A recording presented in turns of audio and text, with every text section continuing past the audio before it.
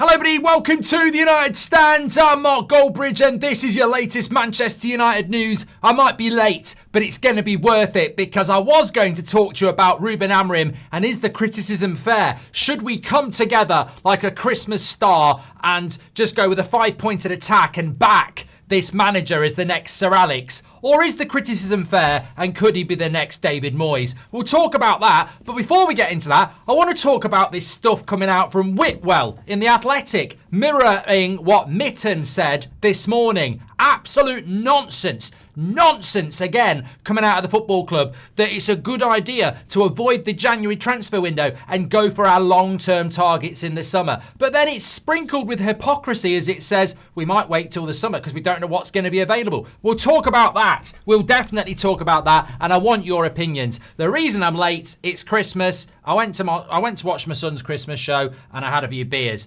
Not whilst watching the Christmas show, that would be inappropriate, but I had a few beers afterwards and I'm up for this. I'm revved like a motorbike, so let's have it. But look, no, I want to start off with this. This is what Laurie Whitwell has said in The Athletic, and Andy Mitten said this morning. I don't sense that United will do anything major in January. That's not their objective anyway. Twats, absolute twats. Cancel Christmas. Idiots, absolutely ungrateful little shits. They don't deserve anything. That's not their objective to buy a player in January. Bloody morons. At what point do people stop moaning about irrelevant things and start focusing on the main things? And at what point is it just not fair to criticise Amorim? You know, I think it is fair to criticise him, but I also think there is obvious layers to this cake whereby the objective of the owners is not to back the manager in January when you failed to back him properly in the summer. What sort of shit are you serving up here? You've brought a manager in that plays a different style of play. You brought a manager in that plays a different formation, and you brought a manager in that you haven't got the players to give him for that system. And then you're just basically going, yeah, mate, I know you're a Michelin star restaurant person, but we're not going to give you the ingredients for that. It's hot dogs for everybody. Crack on with it. Oh, my reputation's in tatters. Well, that's not the objective. I'm sorry. But it goes on to say, I don't sense they're going to get a bargain signing in to cover them for the second half of the season. If Manu goes out on loan, maybe they'll have to get somebody in to replace him. Next summer, this is the best bit, next summer will offer the best opportunity to get their long-term targets in terms of value and contracts and them knowing what picture they're going to be in because it's still in flux in January. You don't know if you'll be a European team. Get out! You bloody idiots. What a load of... This is Manchester United. This is the shit we get fed. And they're happy to put it out there. They know there's no kickback. They know there's no jeopardy. This ain't Wolves or Liverpool or Newcastle. They're not going to get chanted out of the bloody club. They can do what they bloody like. One of the biggest and greatest institutions in the world. You know what? We know what this football club's been about. We know what we've been through. And we've now got people in charge running it like a fucking bank. Dickheads. Absolute knobheads. What are they talking about? And that's the truth. That's the truth in the last paragraph. I've seen people tonight going, you know what, at the end of the day, I actually agree with Sir Jim. I agree with Sir Jim. You know what, we shouldn't be in a rush in January. You know, we might not be able to get our targets in January. So I agree with Sir Jim. Let's wait till the summer and let's go a little bit long term. Hey, everybody, you know, I'm actually thinking, why am I doing Cliff Richard? I don't know why I'm doing Cliff Richard. Hey everybody, I'm doing it again. Hey everybody, why don't we wait until the summer to buy? Let's do something a little bit out there. You know, like Chelsea and everybody else, they go and get their players really quick and it works. I've got a really cool idea. Why don't we wait until the summer and do it long term? Yeah, because we're all here for fucking ever, aren't we? We're all Benjamin bloody Button. We're all living forever, aren't we? We're all Highlander FC. We're going to live for fucking ever. Take 100 years. It might work. We've got another 100 after that. Oh, God, what a load of rubbish. But, look, listen to this bit. This is the bit that absolutely nails the coffin shut because they say they don't want to spend in January. It's not part of the plan. They want to get their long-term targets in the summer. But then the devil's in the detail because what it goes on to say is they want their targets in the summer because it's the best opportunity to get them in terms of value and contracts. But also, they will know what position they are in relation to Europe. And in January, they don't know what position they're going to be in. And that, ladies and gentlemen, is the real quiz. They don't want to spend in January because they don't know what position they're going to be in the summer. And it literally says that. They are going to know, they're going to wait to see what picture they're in the summer, because if they do it in January, they don't know whether they're going to be in Europe. And you look at that and you go, what the hell? You're waiting till the summer to see what long-term targets you can get in regards to Europe, because in January you don't know. You absolute pillocks. If you buy your players in January, you'll have a better chance of being in Europe in the summer. If you don't buy in January, you'll have a less chance of being where you want to be in the summer. So basically what you're saying is, everything we do is moronic. Everything we do is based on morons. I don't know anybody who knows anything about football who doesn't knock one out to an Excel spreadsheet or log in onto their online banking. I don't know anybody who goes, let's wait till the summer because we don't know whether we're going to be in Europe. And if by some miracle we are in Europe, we can go for the targets we want. What logical football people do is they go, we need signings yesterday, and if we get them in January, we'll have a better chance of being in Europe in the summer anyway. You don't go, hey, let's wait till the summer because we don't know whether we're going to be in Europe. It's in your fucking hands, you twats. Being in Europe is in your hands. Chelsea bought Enzo Fernandez in bloody January. Man City went and spent £100 million in January last year. Liverpool have bought players in January, and we're going, I just, you know what?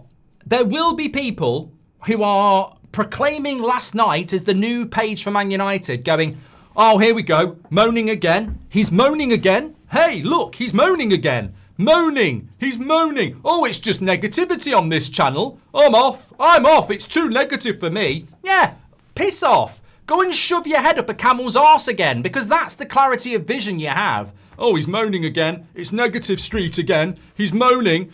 Oh, my God. You know what? Every United fan, since the window closed on August the 31st, has been going, we better buy a midfielder in January. What are we being shovel-fed now? We're being force-fed. It's like when I used to have cod liver oil as a kid. You know, your mouth open, nose closed, have that. That'll make you not get a cold. It tasted like shit. And this is what we're being fed again. We don't need to buy in January because Sir Jim Ratcliffe said so. We don't need to buy in January because Joel Glazer said so. We don't need to buy in January because Umar Barada said so. We don't need to buy in January because Jason Wilcox said so. I mean, fucking hell. They're hardly the bloody Beatles, are they? The famous four. The fucking wank four. I mean, I'm so fed up of how this football club is run. And I do say, you know what? We will get into the bit I was going to talk about because it'd be a waste not to by how many drinks I've had. But the point, I've not had that many really. But the point, I've been worse. The point is, I have clarity of mind. And you know what? Is it fair that Amorim gets criticised all the time when you've got pillocks like this in charge who are basically saying to him, crack on. You know what? Basically, what Amorim's having to deal with is Eric Ten Hag taking a big shit on a plate and then them going, there you go, tuck in. You can have a knife and fork and some ketchup. I mean, he's basically having to work with shit. That midfield that he's working with, Casemiro, Bruno, Mainu, Ugarte, that was Ten Hag's midfield. That was the midfielder. That was the midfield that Jamie Carragher was jumping around doing his white trainers going, I figured it out.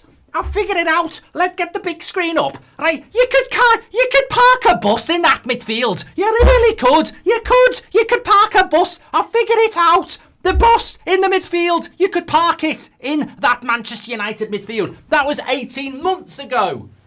18 months ago. 18 months ago, people were saying you could park a bus in Man United's midfield. And Amorim's having to use it. Now, look, was there a way around that? Maybe there was. But I can't believe, you know, this is not overacting. This is not sensationalist. I cannot believe we've had two journalists who are basically locked in with the club. They get fed stuff by the club, client journalists, and I say that in a credibility way. They are client journalists. They get stuff from the club. 2 of them in the same day saying Man United don't want to do business in January. They don't want to do. Now, you can criticise Amorim all you like, and I'm sure many of you will, but there ain't no way Ruben Amorim is sat there going, I'm okay with that. There's no way. There's absolutely no way Ruben Amorim is sat there okay with that. Never in a million years. So the job he's having to do, yet again, and I say this with absolute conviction, I've seen Jose Mourinho, Louis van Gaal, Ole Gunnar Solskjaer, Erik ten Hag, Ralf Rangnick. I've seen every single one of those managers, and I've seen multiple comments from you, and I remember saying it myself. With every single one of those managers, 100% they're fighting like this. One arm behind their back. One arm behind their back. They can't throw the other punch. They can only defend. Oh, I can't throw a punch because I'm defending. One arm behind their back. All the time. Mourinho, Van Gaal, Ole Gunnar Solskjaer. One arm behind the back. One arm behind the back. And, you know, INEOS come in and we're meant to be getting a change. We're meant to be getting a change. And we've given them 2 years. 2 years we've given them to go, you know, actually, let's see. Let's get them, let them take their coat off. Let them get their feet under the table. Let them go to the toilet and wash their hands. You know, I know they're boring and shit, but you know, let's have the main course. And after 2 years, what's happening? Amorim, 100%, one arm behind the back.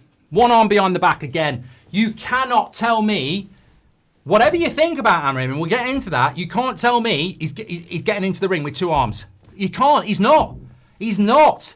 And that needs to be shouted out. And these bloody journalists who just take the information and put it out there with a smile on their face, I thought you supported the club. Or maybe they don't. I don't know.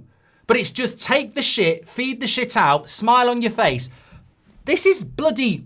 You know what? When is a journalist actually going to do their job around Man United? When are they actually going to start calling this scum out? They are absolute parasites. And there is no difference between the way Mourinho was treated and the way Amorim's being treated. You know, this is literally a Christmas present that you got 10 years ago that's been wrapped up.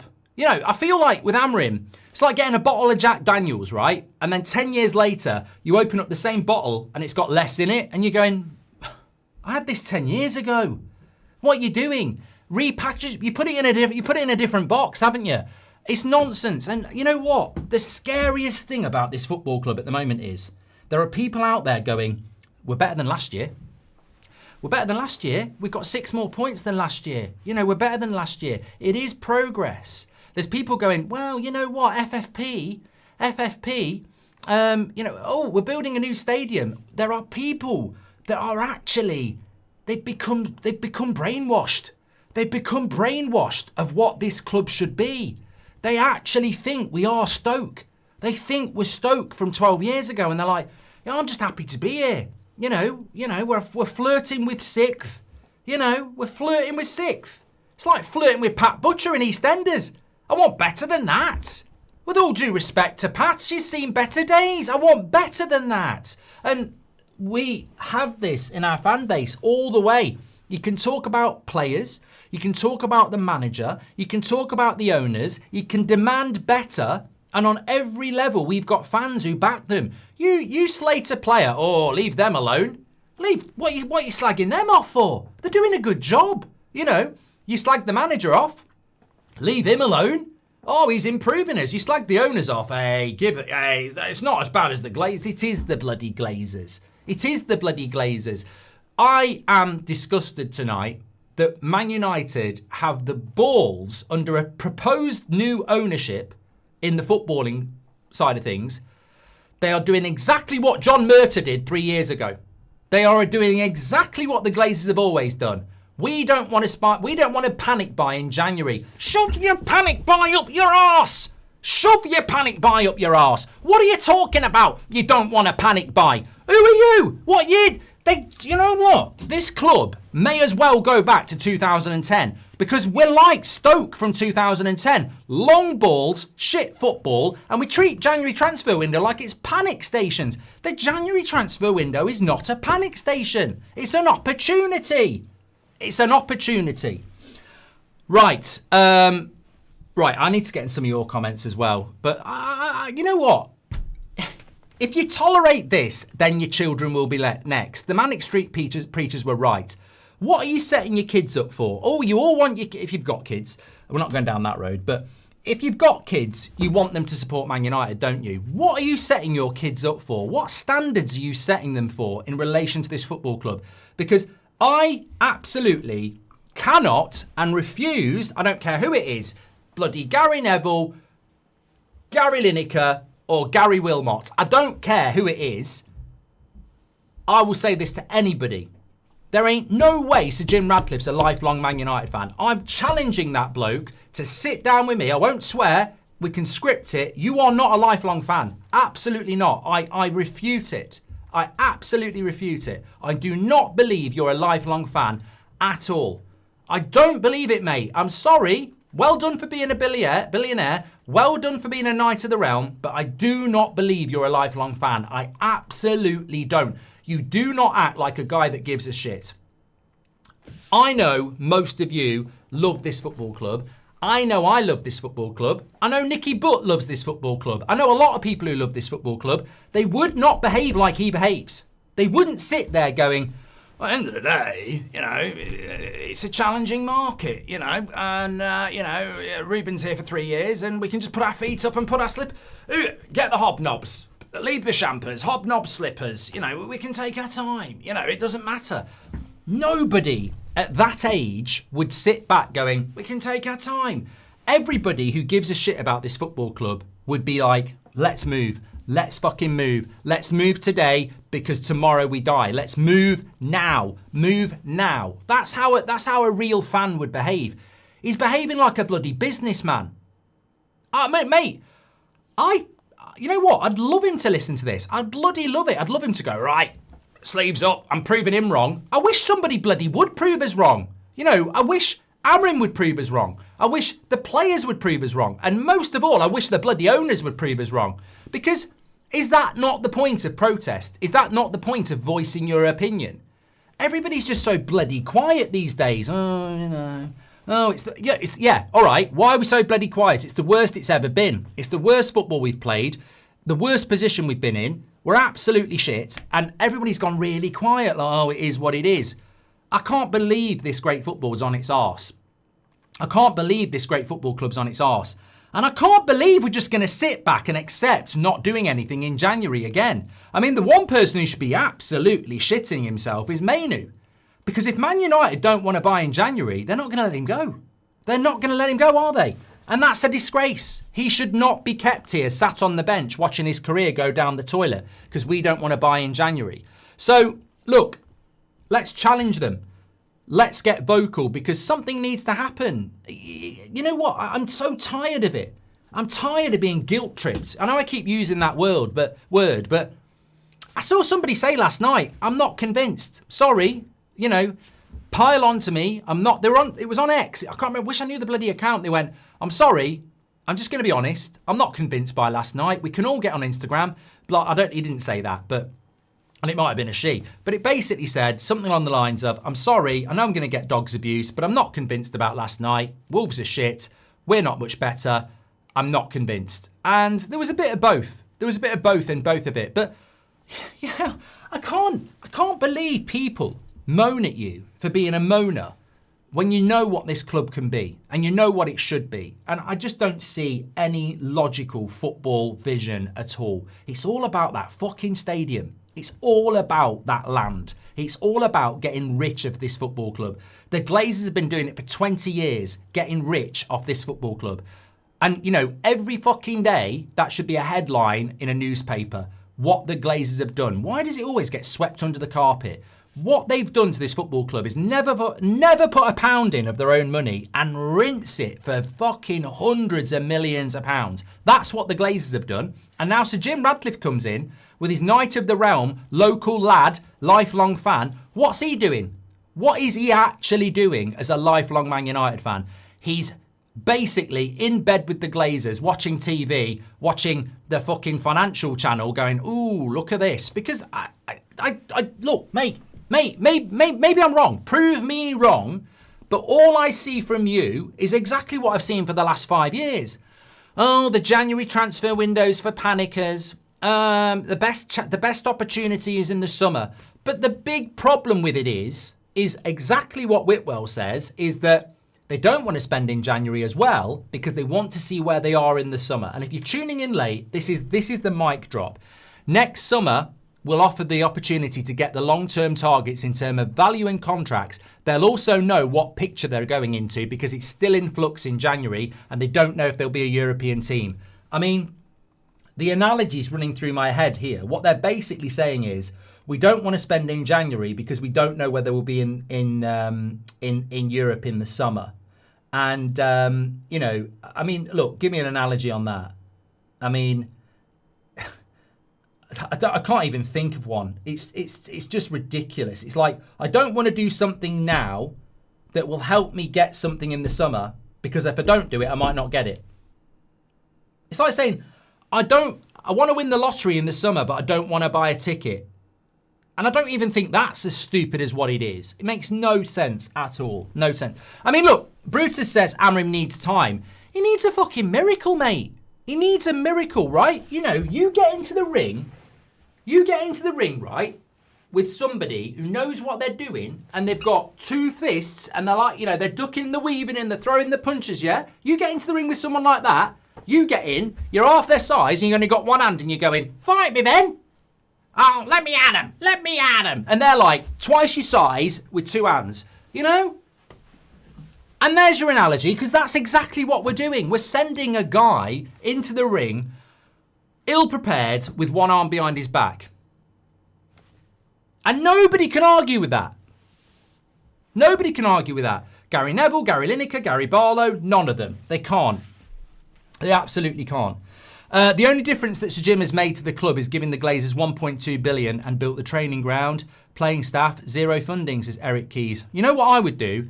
If I took over a football club, I wouldn't give a fucking shit about Carrington and I wouldn't give a shit about giving the Glazers any money. I'd be like, I need $1 billion into that team now.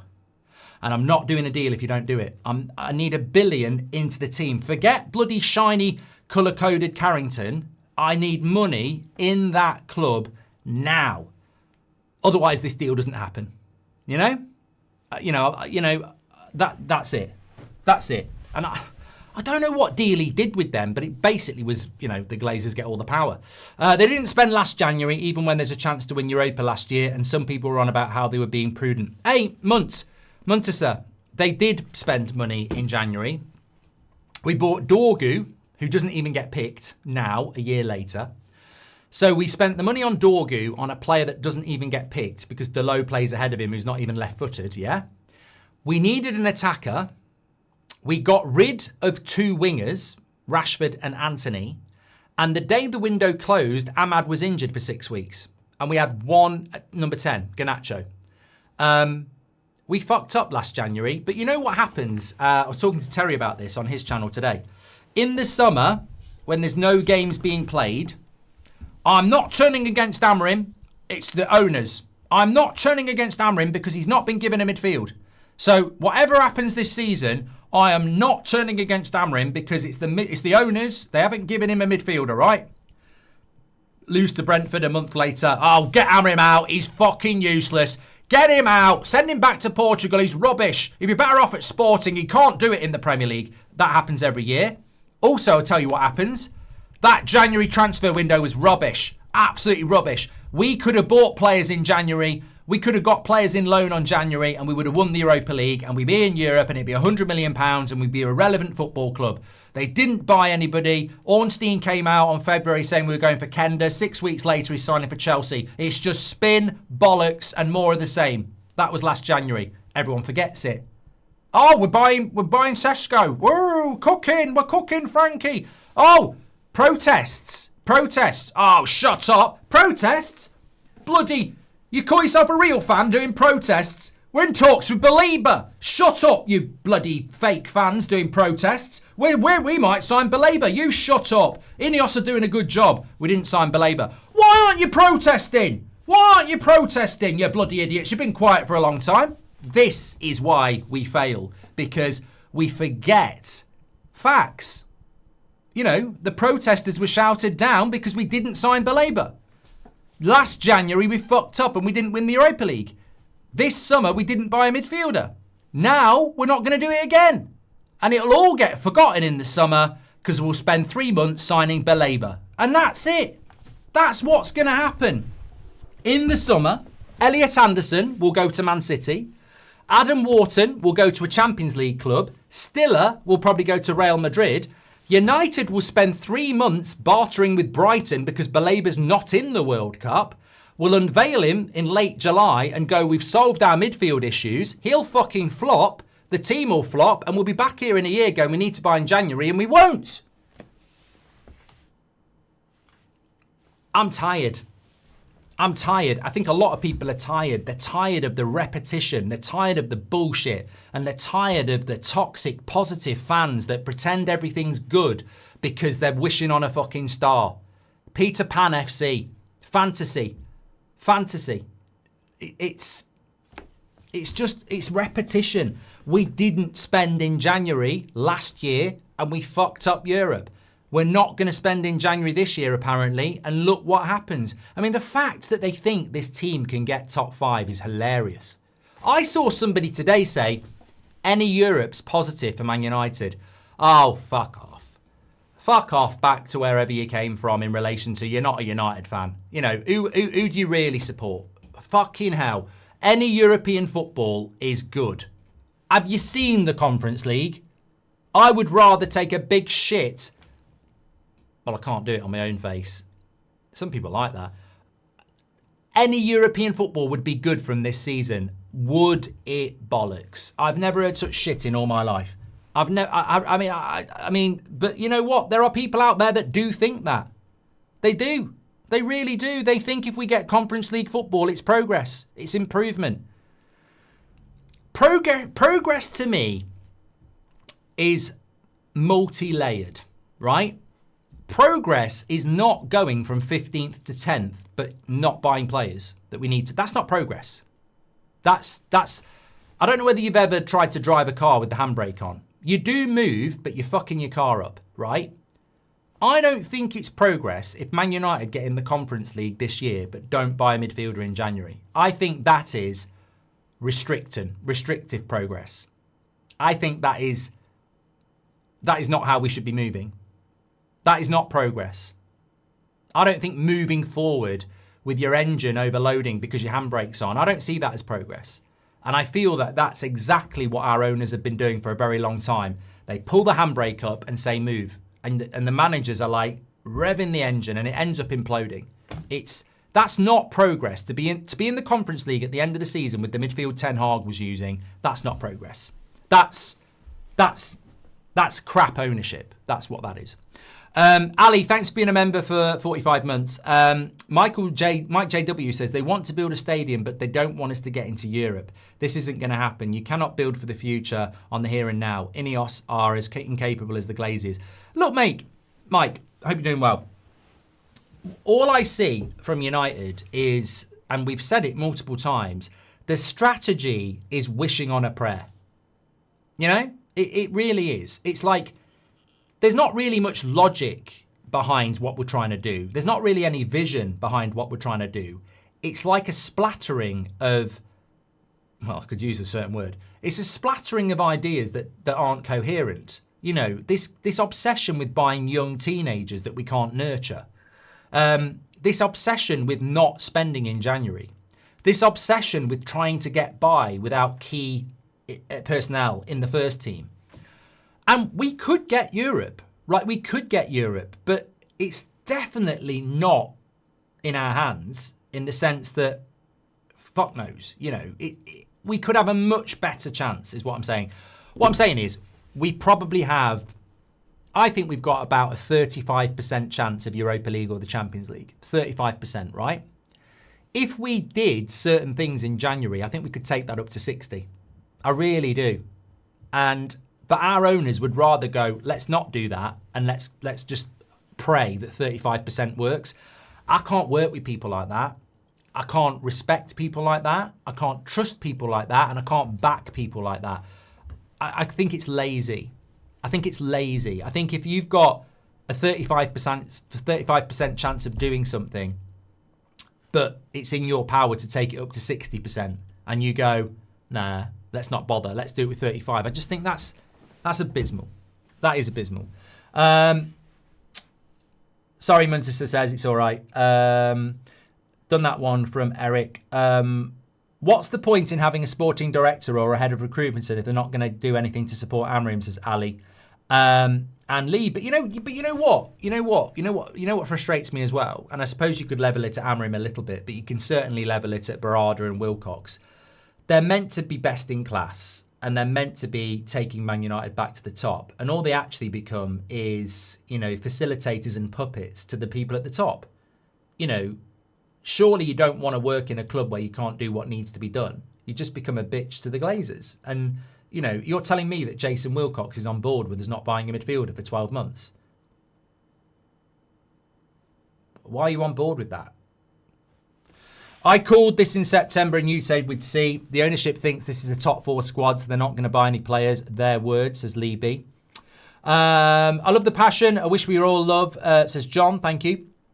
Mike JW says they should have strategized signings through the summer and January into next summer. I mean, how hard is it to sort a structured plan for signings?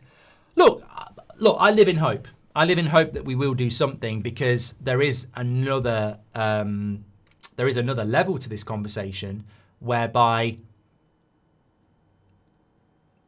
we have to let Mainu go. Like, on a human level, we have to let Mainu go. It's disgusting to keep him at the football club when he's not playing football. And if he goes, you need to bring somebody in. So I'm hoping that Mainu really pushes to go, because he needs to be able to go. And if he goes, we've got to replace him. I mean, it's sad, isn't it? I don't want Mainu to go, but he needs to go. And the only way we're going to get a midfielder is if Mainu goes. If Mainu forces the move, we've got to get a midfielder in. And he has to be allowed to go, because we're ruining his career. But if Mainu was the sort of person that was unambitious and went, I'm happy to sit on the bench, we wouldn't do it. We wouldn't get a midfielder. So at the end of the day, the only reason we might get a midfielder in January is if Mainu forces a move. Not because the owners think we need a midfielder, but just because we'll need a Mainu replacement, which God knows who that could be. Feels like with INEOS, we fight with both hands behind our back now. Amorim has the handcuffs on, and not the good kind his wife probably gives him, says Jack. Preach, Pastor Mark, says John. Glinios won't hire the actual best in class at United, because they'll just turn around and say that the plan is utter crap. Emily, comment of the evening, absolutely true. This is why they'd never go anywhere near like a Mourinho or a Conte, and they wouldn't go like near a director of football like that either. They would never go near competence, and I think this is a great point. They talk about best in class. What they actually want is puppets. They want Kermit the Frog.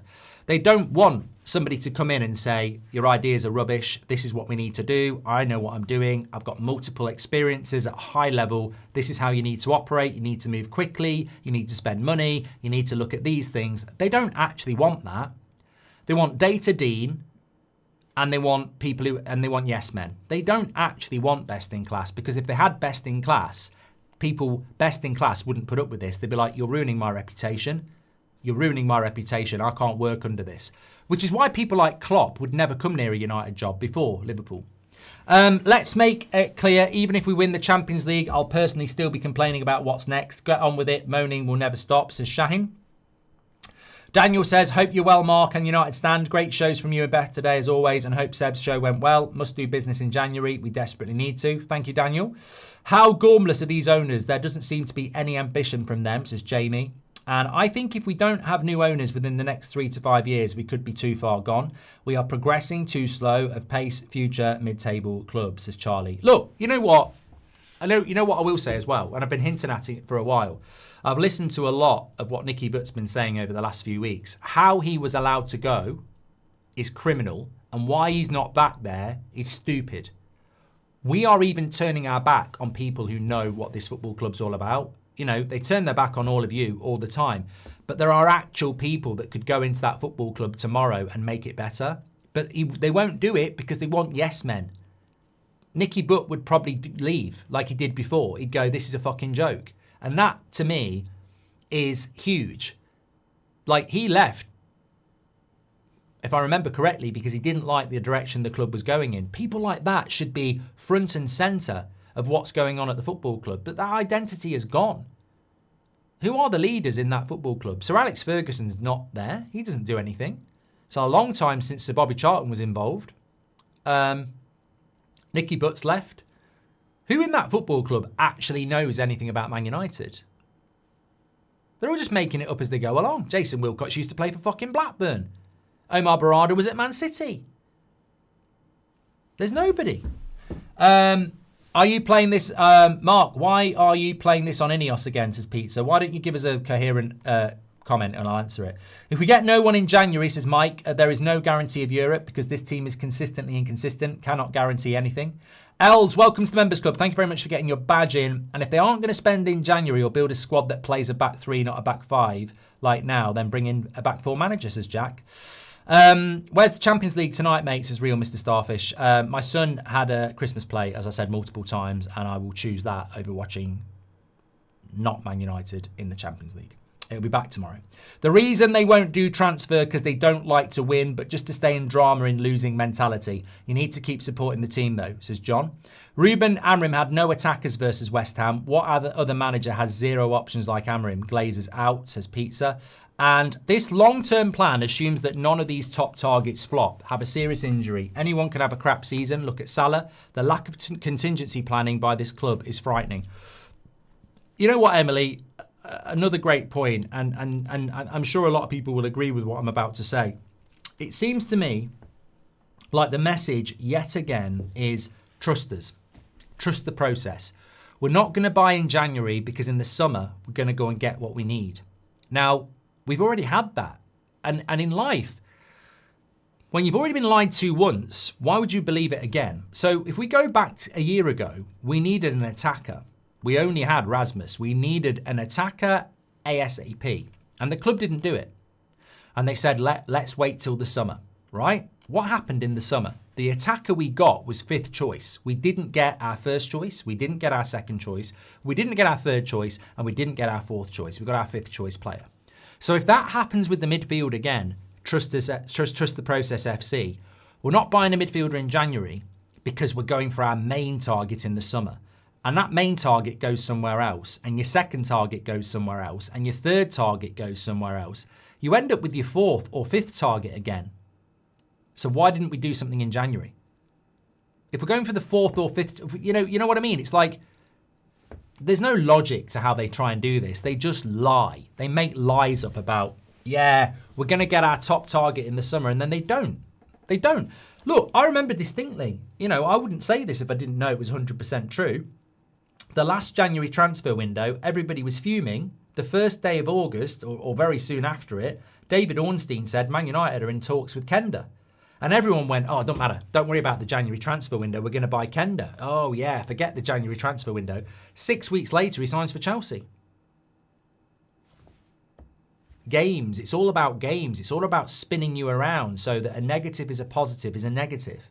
And the great thing about spinning people when they're angry is if you can spin angry people to positive, even if they go back to angry, they won't be as angry as they were. It's classic United. It's why for years when we used to lose a bad game of football, you'd hear we're signing Bale the next day or Ronaldo.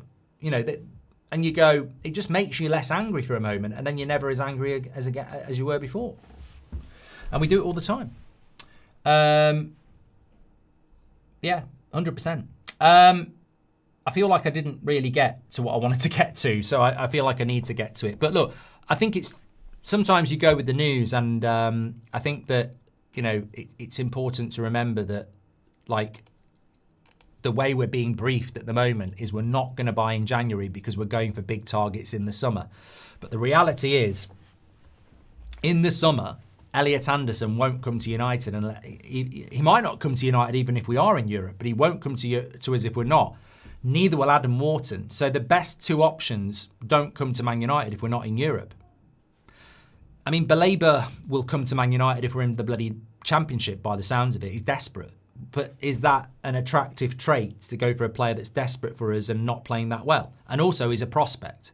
I mean, I was talking to Terry about this today and he was saying that he likes Baleba and believes there's a talented player there. And I said, even if you're not concerned about his drop-off and his bad form, you surely will acknowledge that he's a prospect of which we don't have a very good record with. And he went, well, yeah, to be honest, he is a prospect. He's still a young player. He's still got to develop. And I said, well, that's a really good fit for Man United, isn't it? A young player that needs to develop. So, again, I'd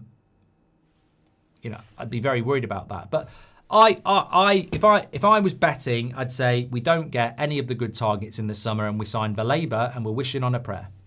Why do INEOS let down the manager they choose? Because Jacob, the club hasn't really changed ownership, has it? It's still the same prats in charge who don't know anything about football. Alex says Nicky should never have left, not with him. Infem says, hi Mark, we have lost one out of our last 9. Performance hasn't been great, but I think Amorim is trying his best to deliver. We should back him as fans. Well, I wanted to ask that. Is it fair, the criticism? I mean, let's move it on a little bit. Is it fair,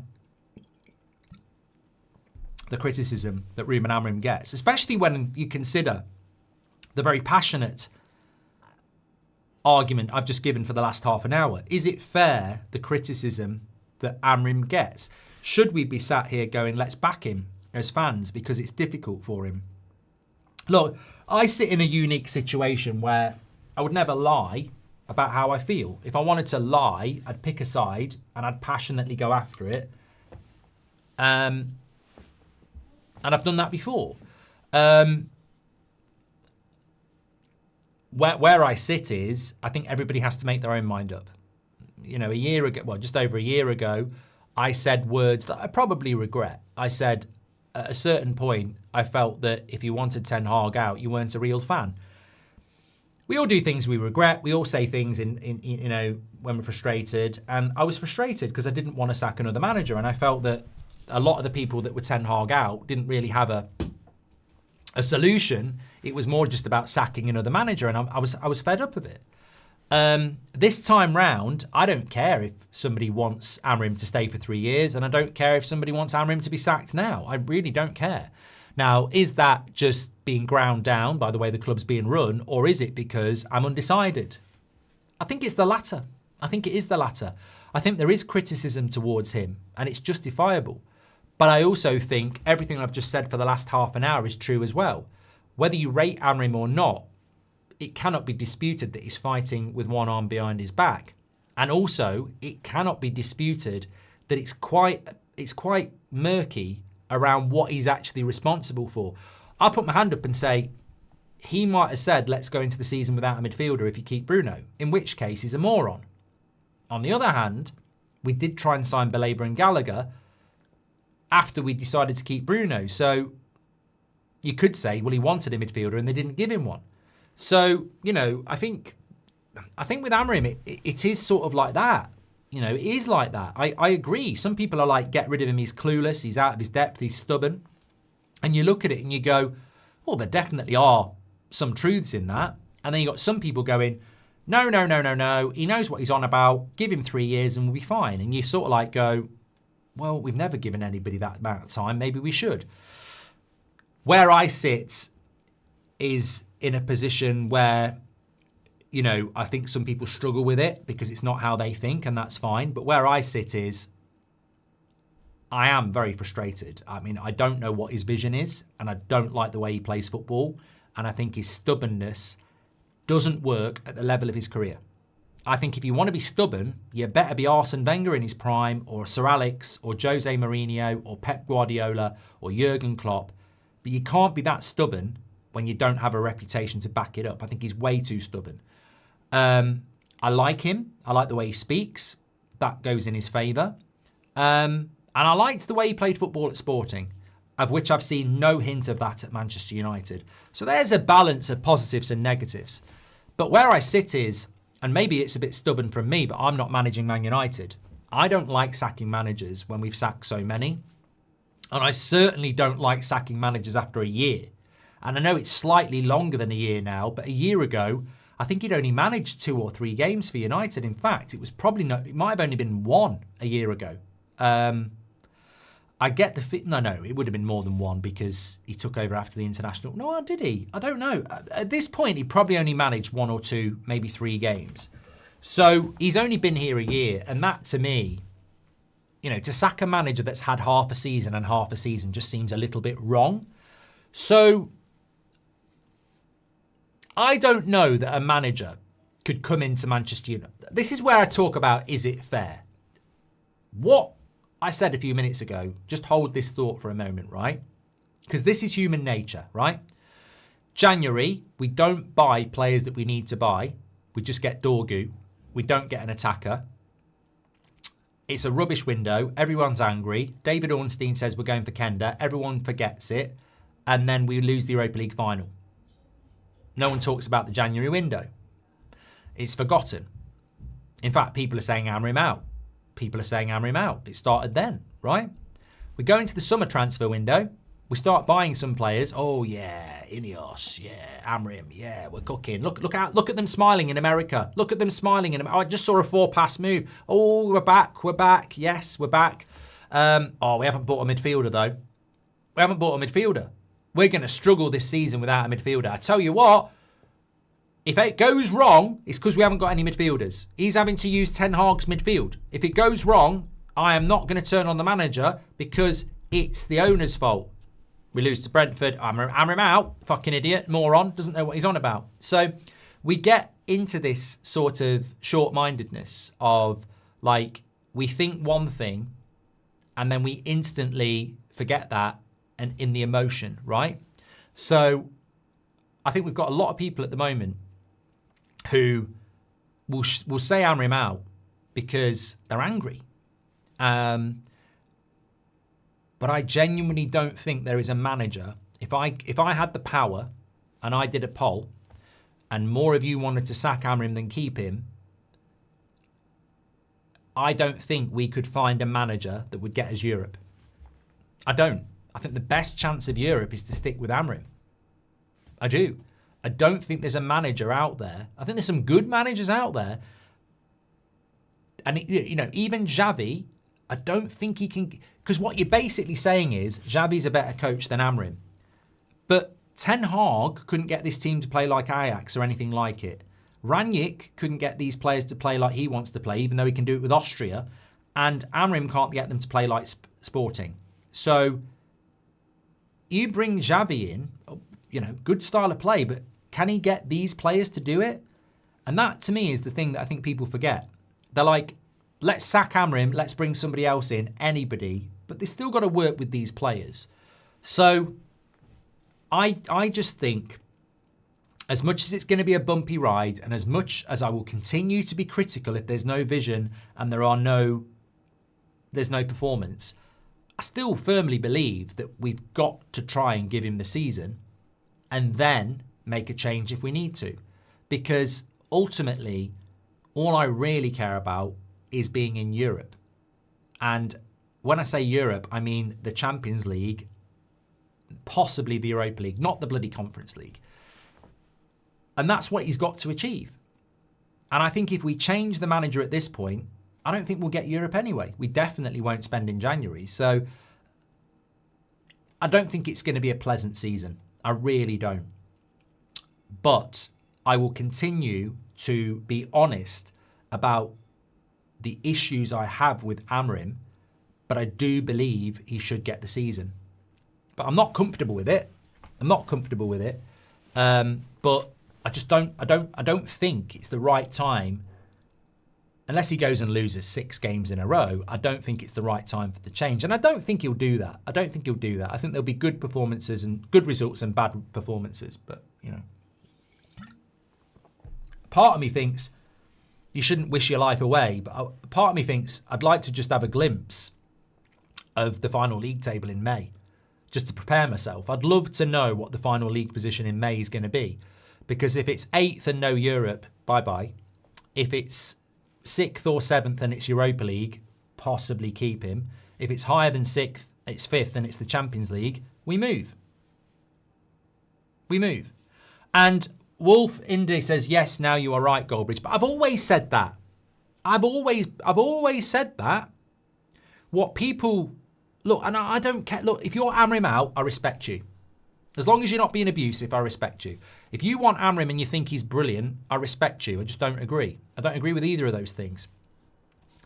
But it's you know, you can say, I think he's out of his depth. I think he's too stubborn. I think his football's crap. I think he's, you know, got stupid, you know, team selections. You can say all of those things, but say, I'd give him the season. You know, you might have somebody who's working for you and they're absolutely rubbish. And you're just like, I can't really afford to get rid of them and try and find somebody else. I'm going to keep them till the end of the season. And if they continue like this, I'll get rid of them. And that's where I am. And I've said this multiple times. And people say, well, you're just sitting on the fence. That's not sitting on the fence, though, is it? I'm not happy and I'm not convinced. And I don't like the way we're playing football. And I don't like the tactics. And I don't like some of the team selections. And I don't like the way he treats some players. And I don't think he gets it. But it's just because of all that doesn't mean you have to sack him now when I don't actually think it's the right time to do it for us. You know, sacking Ollie, sacking Mourinho and sacking Ten Hag when we did in season was a mistake. It was a mistake. I'm not saying it didn't need to happen, but it was a mistake. Max says, so have we hit rock bottom yet? Well, I famously said in this community, when we got Ten Hag, I said, we might not have hit rock bottom. And that's a strange thing to say when you've just got a new manager that you wanted ahead of Pochettino. But under this ownership, I don't think any positive necessarily... Look, if I'd said to you in the summer, Cunha and Mbeumo, you'll be frustrated by them in December, we would have gone, no. I'll never get frustrated with them. You know, brilliant player at Brentford, brilliant player at Wolves. They're the future. I'm never going to get frustrated with them. If they have a bad game, I'll just say it's one of those things. And yet here we are in December and I see people criticising Cunha and Mbeumo. It doesn't take long for a shiny toy to get stained with shit at this football club. And I would always say that. If the most positive thing, if we signed Elliot Anderson in January, I would still say we might not have hit rock bottom. And people would go, oh, you moany bastard. But I've been proved right so many times. Whenever there's a positive, people think we're back. Or some people think we're back. And I don't think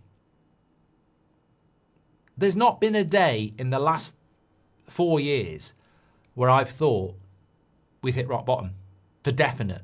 I thought the Europa League was going to be rock bottom. Somehow we've managed to go lower than that at times. So I don't think you could ever say we've hit rock bottom because I never thought we'd finish 15th and lose the Europa League final to Spurs. So hopefully that was rock bottom. I think last season has to be rock bottom. But because it's happened, I thought the season we didn't get 60 points under Ten Hag would be rock bottom. I thought 8th under Ten Hag would be rock bottom. And you just never know what's around the corner with this football club because it's so badly run. But I'd love to know what some of you think because for me, that's where I am at the moment. I'm going to continue to criticise team selections when I don't like them, the way we play when I don't like it, performance when I don't like it, and certainly results. As I said, I will not be guilt-tripped into being honest about standards and what I expect.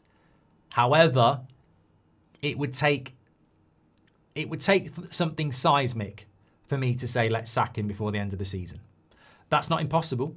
You know, we've got games where we could lose, and I think we will, but I just don't see anything at the moment that makes me go, let's make that jump.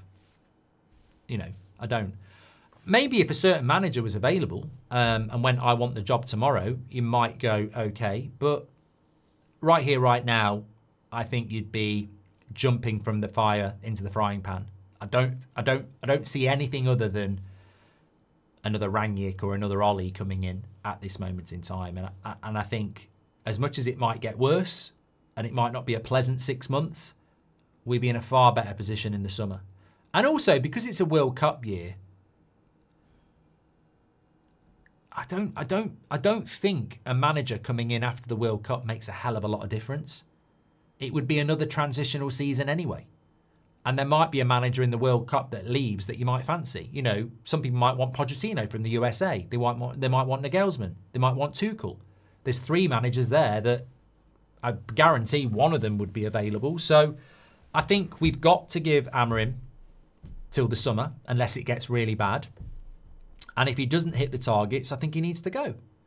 And if he continues that like he is, relying on players that should have been gone years ago, then he needs to go. But let's see. Amorim is way too emotional to be a United manager. Busby and Sir Alex are the only figures to replicate to manage the job. I think this is a good point by the Fergie way. I've never heard it before. And I probably should act a little bit more surprised. Oh my God, I've never thought of this before. I've ruined it now. But no, I think that I've never heard that before. And many of you have probably said it before, but I've never heard that before. And I think it's a very good comment. Is he too emotional, immature for the Man United job? I mean, look, I'm never going to be a coach. I'm not good enough. Neither are you. But if I did have the coaching acumen, I probably wouldn't be a very good coach because I get too, well, you know, and you're probably the same. I think, you know, you've got to have a poker face to be a Man United manager. Look at Ancelotti. You know, look at Sir Alex. You can get angry sometimes, but 99% of the time, you've got to be a poker player. Amorim is emotionally immature. I think it's a fair point, and he needs to work on that. Ten Hag finished 8th with injury catastrophe and young attackers like Garnacho and Rasmus, but won the FA Cup, and now we have Mbeumo, Cunha and Sesko, says Muad. Mate, that's what I mean about rock bottom. You know, it was absolutely toxic when we won the FA Cup. We'd finished 8th in the league, massive injury crisis. We won the FA Cup, and half our fan base were adamant Ten Hag should be sacked. 8th in the league and winning the FA Cup this season would be a huge success because we'd be back in the Europa League. So it just shows you like things can get worse from a situation where people were like begging for the sack. Munt says, I don't want to see another change of manager, but at times it feels like he gets too stubborn and doesn't really go after a game. Like Everton, says Munt. I mean, West Ham, Everton was a joke, you know. Cobby was mostly injured in his first season. Cobby can keep the ball while Bruno Casemiro take less touches. Ruben might well use him when he feels like it, says Tech. Why hasn't anyone ever asked Sir Alex Ferguson about the owners or David Gill, says Fergie Way. I mean, like, Sir Alex Ferguson can do no wrong to me because he gave me, you know, the best years of my life as a fan, and he was almost like a surrogate grandfather, wasn't he? So, you know, I just love Sir Alex, but there's people who would be a lot more upfront about his relationship with the Glazers and why all this happened in the first place, let's say. In the whole time the Glazers have been here, he's never been vocal about it. So, you know,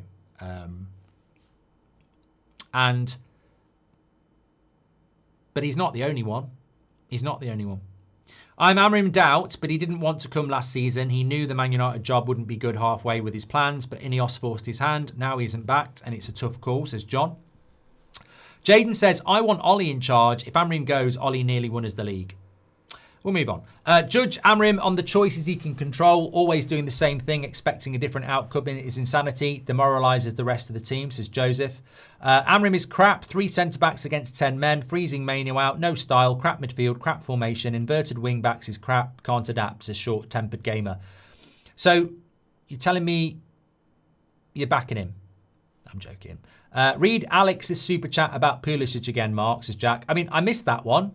But Alex is talking about Pulisic again.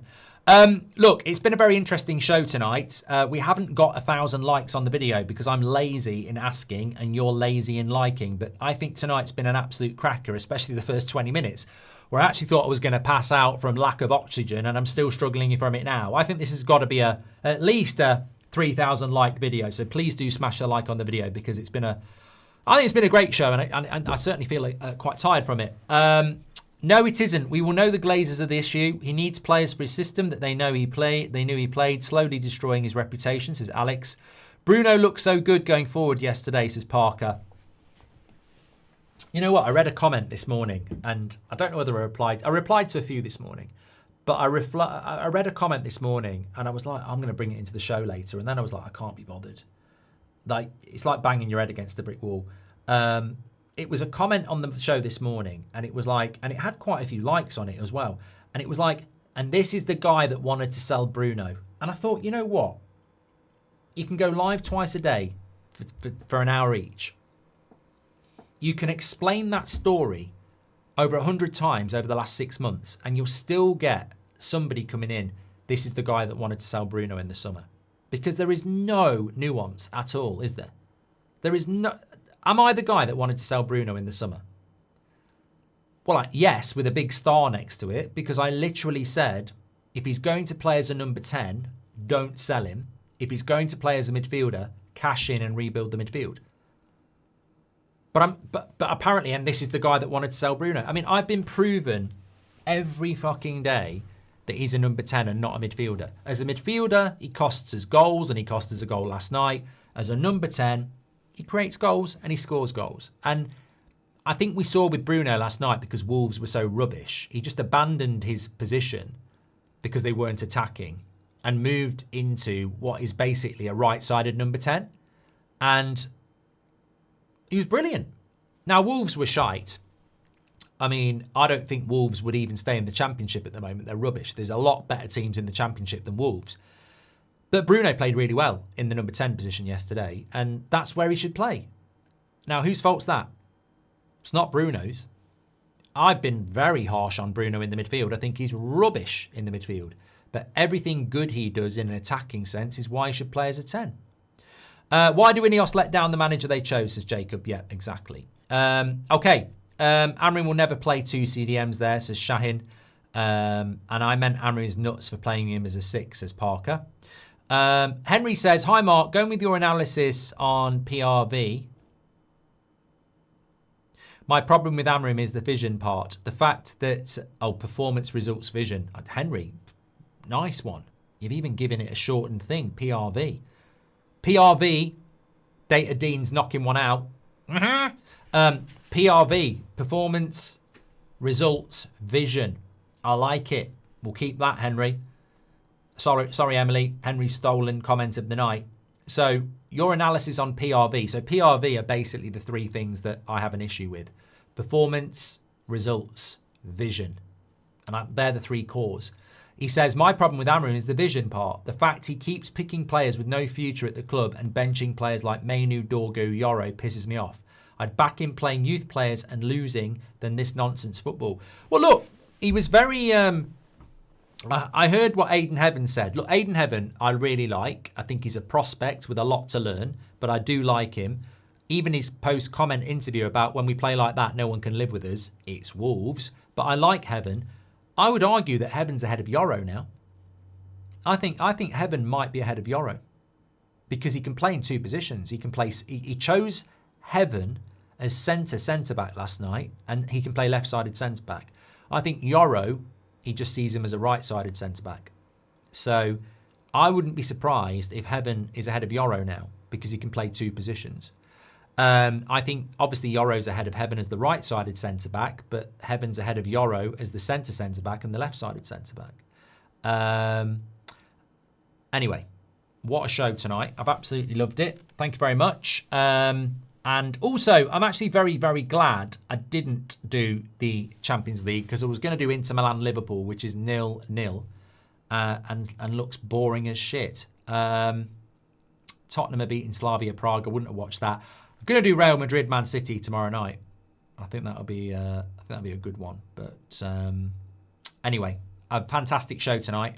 Thank you so much for tuning in as always. If you're not watching live, that first half an hour almost feels like a different show. But please do smash a like on the video. You know, when you put a lot of effort into a show and you think it's good, it's nice to get a few likes on it. And I don't really normally ask. So cheers, everyone. Fantastic show tonight. Appreciate you. I'm back on the 10 o'clock show tomorrow as well. Stay safe, take care, and I'll speak to you all in a bit.